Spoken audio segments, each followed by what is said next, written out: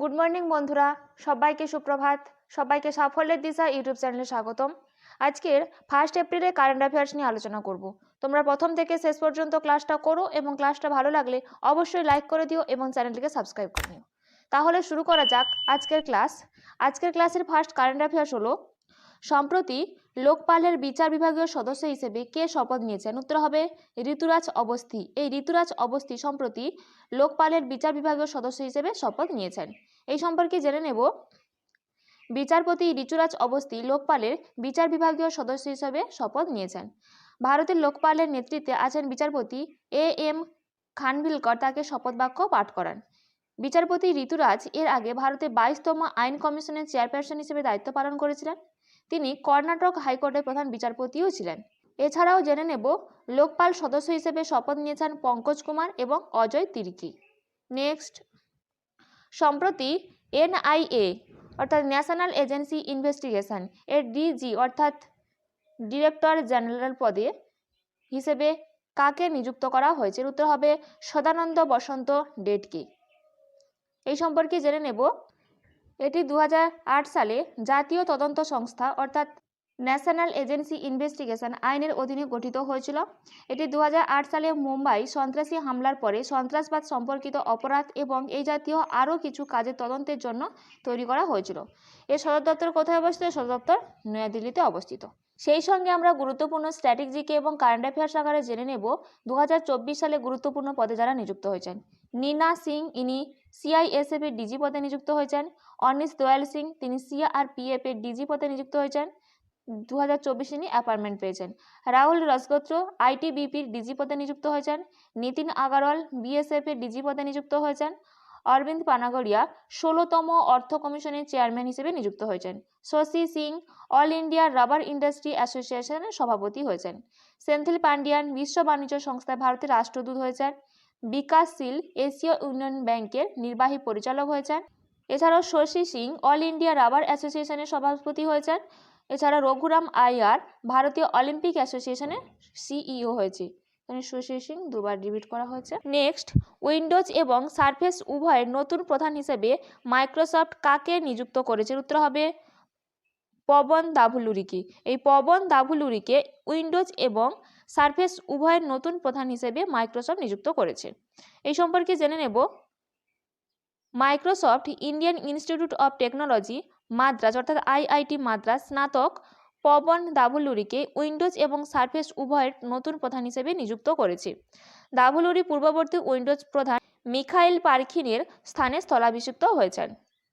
Next, সম্প্রতি কে এভারেডির brand ambassador হয়েছেন? উত্তর হবে নীরাজ চোপড়া। নীরাজ চোপড়া সম্প্রতি এভারেডির ব্র্যান্ড অ্যাম্বাসেডর হিসেবে নিযুক্ত হয়েছেন। নেক্সট, জম্মু ও কাশ্মীর এবং লাদাখ হাইকোর্টের অতিরিক্ত বিচারক হিসেবে কাকে নিযুক্ত করা হয়েছে? উত্তর হবে বিচারপতি মোহাম্মদ ইউসুফ ওয়ানিকে।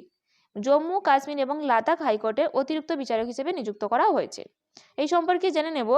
জম্মু কাশ্মীর ও লাদাখ হাইকোর্টের প্রধান বিচারপতি এবং বিচারপতি এন কোটেশ্বর সিং এর বিচারপতি মোহাম্মদ ইউসুফ ওয়ানিকে অতিরিক্ত বিচারক হিসেবে শপথ বাক্য পাঠ করান। এর ফলে জম্মু কাশ্মীর এবং লাদাখ হাইকোর্টের প্রধান বিচারপতি সহ বিচারপতির সংখ্যা বেড়ে 16 জন হয়েছে।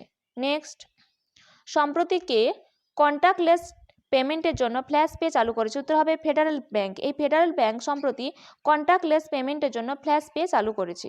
এখানে আমরা স্ট্র্যাটেজিক আকারে জেনে নেব। এই ফেডারেল ব্যাংক 1931 সালে প্রতিষ্ঠা হয়েছিল। হেডকোয়ার্টার আলুভা, কেরালা এবং বর্তমান এমডি এবং সিইও শ্যাম শ্রীনিবাসন।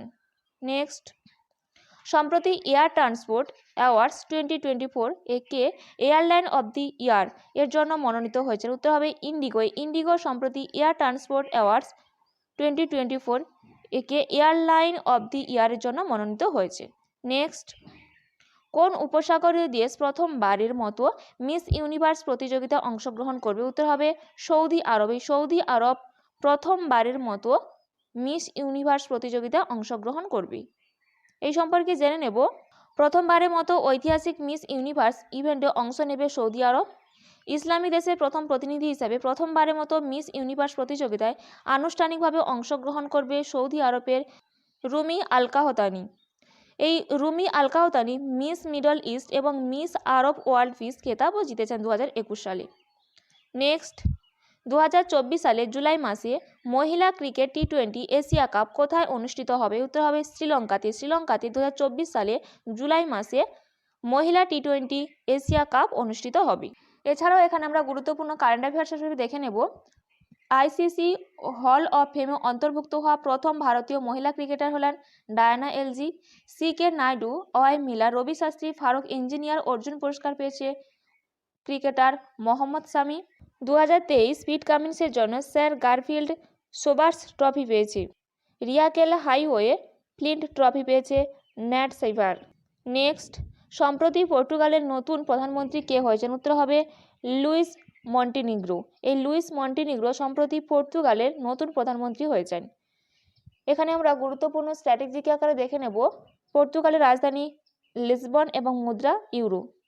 এছাড়াও আমরা গুরুত্বপূর্ণ স্ট্র্যাটেজিক এবং কারেন্ট অ্যাফেয়ার্স আকারে দেখে নেব সম্প্রতি 2024 সালে বিভিন্ন দেশে নিযুক্ত হওয়া রাষ্ট্রপতি এবং প্রধানমন্ত্রী তালিকা। আয়ারল্যান্ডের নতুন প্রধানমন্ত্রী হিসেবে নিযুক্ত হয়েছেন সাইমন হ্যারিস। ফিলিস্তিনের নতুন প্রধানমন্ত্রী হয়েছেন মোহাম্মদ মোস্তফা। হাঙ্গেরির রাষ্ট্রপতি নিযুক্ত হয়েছেন তামাস সুলিয়া। পাকিস্তানের প্রধানমন্ত্রী শাহবাজ শরীফ এবং পাকিস্তানের প্রেসিডেন্ট হয়েছেন আসফ আলী জারদারি। ইন্দোনেশিয়ার রাষ্ট্রপতি প্রবো সুবিয়ান্তো। ইয়েমেনের প্রধানমন্ত্রী সম্প্রতি নিযুক্ত হয়েছেন আহমেদ আওয়াদ বিন। এল সালভাদরের রাষ্ট্রপতি সম্প্রতি নিযুক্ত হয়েছেন নায়াব বুকেল এবং কাজাখস্তানের প্রধানমন্ত্রী ওলজাস বেকতেনিভ। ফিনল্যান্ডের রাষ্ট্রপতি পদে নিযুক্ত হয়েছেন আলেকজান্ডার স্টাপ। কমোরসের প্রেসিডেন্ট হয়েছেন আজালি আসামানি। গুয়াতেমালার নতুন রাষ্ট্রপতি হয়েছে বার্নার্ডো আভেলেরো। তাইওয়ানের রাষ্ট্রপতি হয়েছেন লাই চিং তেহ এবং ফ্রান্সের সর্বকনিষ্ঠ এবং প্রথম প্রকাশ্য সমকামী প্রধানমন্ত্রী হয়েছেন গ্যাব্রিয়েল এটেল।